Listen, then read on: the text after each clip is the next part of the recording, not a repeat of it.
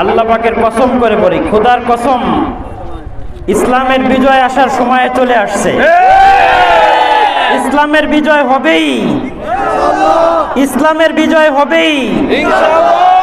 এখন আমাদের খুশি প্রকাশের কিছু নেই।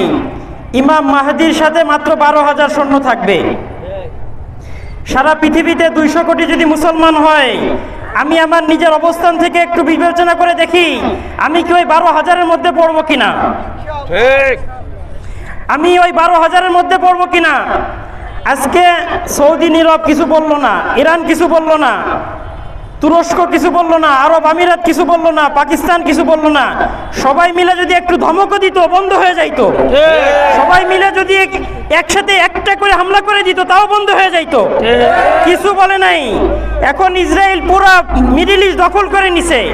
ও মনে করছে ও এখন পৃথিবী দখল করবে, ও সারা দুনিয়াতে কৃতিত্ব করবে। খোদার কসম, এখন মুসলমানদের বিজয়ের সময় চলে আসছে। এখন ইমানি চেতনায় জাগ্রত হওয়া দরকার। এখন এই শেষ জামানায় অমুসলিমরা মুসলমান হচ্ছে, মুসলমানদের ছেলে মেয়েরা নাস্তিক হচ্ছে। যদি তুমি মূল্যায়ন না করো, আল্লাহ পাক বলেন যে আমি বদল করে দিব। এরপরে আমি যাদেরকে ইসলামের দৌলত দিব তারা তোমাদের মতো হবে না। তো আমরা এখনো ইসলাম ধর্মকে খুব মূল্যায়ন করা চাই, এখনো ইসলামী বিষয়গুলোকে দায়িত্ব হিসেবে পালন করা চাই, প্রচার করা চাই। অমুসলিমদের ষড়যন্ত্রকে সঠিকভাবে বিবেচনা করে এটা সঠিক প্রতিহত করা চাই। ইসরায়েলিদের পণ্য বর্জনের কথা উলামায়ে কিরাম চিৎকার করে বলতেছে, কিন্তু সব ঘরে ঘরে প্রত্যেকের কাছে কাছে ইসরায়েলি পণ্য এখনো চলতেছে। সব দোকানে দোকানে, দাড়িওয়ালার দোকানে এখন ইসরায়েলি পণ্য চলতেছে। ওই দোকান কেউ বয়কট করে যেই দোকানে ইসরায়েলি পণ্য পাওয়া যায়। এটা এখন ইমানের দাবি হয়ে দাঁড়াইছে। এক একটা ইসরায়েলি পণ্য মানে এক একটা মুসলিম যুবকে, মুসলিম বাচ্চাদের, মা বোনদের বুকে এক একটা বোমা। আমরা ইসরায়েলি পণ্যকে পরিপূর্ণ বয়কট করি এবং প্রতিদিন স্বপ্ন দেখি, আমাদের ভাই স্লোগান দিছে, প্রতিদিন স্বপ্ন দেখি ফিলিস্তিন বিজয় হবে। খোদার কসম হবেই হবে। আর যারা এই চেতনা নিবে তাদেরকে আল্লাহ পাক ইমাম মেহেদীর দলে রাখবে ইনশাআল্লাহ। আল্লাহ আমাদের সকলকে ইমাম মেহেদীর পতাকা দলে থাকা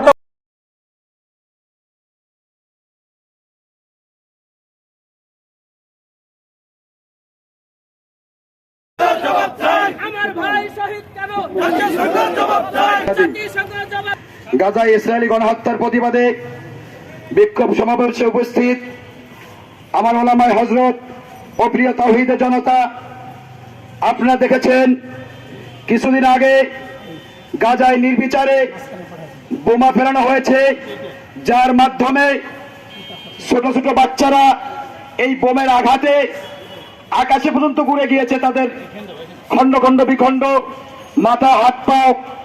তা আমাদের কথা হলো, আপনারা মিডিয়ার মাধ্যমে দেখতে পারতেছেন যে যখন চেঙ্গিস খান বাগদাদ জয় করেছিল, একদিন 5 লক্ষ মুসলমানদেরকে শহীদ করেছিলেন, কিন্তু তারপরে বাগদাদ এই মুসলমানদের হয়েছে, আজ এই বাগদাদ মুসলমানদের। সুতরাং যত প্রকারের নির্যাতন আছে গাজায় যদি তা করা হয়, ইনশাআল্লাহ আগামী কোনো একদিন এই ফিলিস্তিন ইসরায়েল মুসলমানদের হাতে আসবে ইনশাআল্লাহ। আমাদেরকে শুধু সোচ্চার নয়, আমাদেরকে ইসরায়েলি পণ্য বয়কটের মাধ্যমে সারা বিশ্বের মুসলমান দেখিয়ে দিতে হবে যে তাদের সাথে আমরা নাই। তাদের যত প্রকারের পণ্য আছে, সমস্ত প্রকার পণ্য বাংলাদেশের কোন দোকানে আনাচে কানাচে, যেটা সহ্য করার মতো নয়। মোহতারাম হাজিরিন, কিন্তু আপনি আমি কি করতেছি? আমাদের যখন বিভিন্ন অবস্থা আসে, মিছিল মিটিং আসে, হামলা আসে, আমরা একটা কথা বলি যে আমরা ইসরায়েলি পণ্য বয়কট করব। বাস্তবে বলি আমরা কয়জনে বয়কট করতে পারছি? আমাদের উলামায়ে কেরামের এখন সময় এসেছে, তবলিগওয়ালার যেরকম ঘরে ঘরে, এলাকায় এলাকায় যে দোকানে দোকানে যে দাওয়াত দেয়, ঠিক তদ্রূপ আমাদের এলাকায় এলাকায় দোকানে দোকানে যে ইসরায়েলি পণ্য বয়কট করার জন্য আহ্বান জানাইতে হবে। এবং ইসরায়েলের পণ্য বলতে আমরা শুরুতে কোক, স্প্রাইট, 7 আপ বলি, কিন্তু বাস্তবতা কি এতটুকু? ইউনিলিভার ইসরায়েলের অন্যতম সহযোগী। আমরা ইউনিলিভারের নাম নেই না, life boy, fair and lovely এগুলোর নাম নেই না। প্রত্যেকটা জিনিস, প্রত্যেকটা পণ্য ধরে ধরে নাম ধরে ধরে এলাকায়, পাড়া মহল্লায়, দোকানে, ঘরে ঘরে যে বলা উচিত কিনা বলেন?